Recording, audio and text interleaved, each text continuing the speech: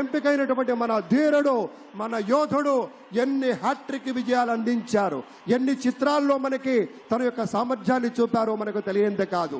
అదొక్కటే కాదు పెద్దలారా, బాలయ్య బాబు గారి గురించి చెప్పుకుంటే బసవరామ తారకం ట్రస్ట్ పేరిట ఆయన అందించేటువంటి సేవలు అనుపమానం, అద్భుతం.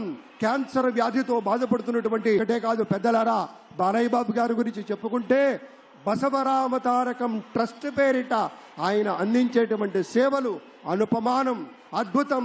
క్యాన్సర్ వ్యాధితో బాధపడుతున్నటువంటి అనేక మంది ఆర్తుల్ని రక్షించడం కోసం బసవ తారకం ట్రస్ట్ పక్షాన విశేషమైనటువంటి రీతిలో సేవలు అందిస్తున్న బాలయ్య బాబుకి జై. అలాగే మన తమిళనాడు నుంచి ప్రత్యేకంగా విచ్చేసినటువంటి గౌరవనీయుల శ్రీ రజనీకాంత్ గారు విచ్చేశారు, నిరాడంబర యోధుడు. అలాగే మన పెద్దలు మెగాస్టార్ శ్రీ చిరంజీవి గారు విచ్చేశారు. స్వాగతం పలుకుతాం గట్టిగా మన మెగాస్టార్ చిరంజీవి గారికి. అద్భుతం.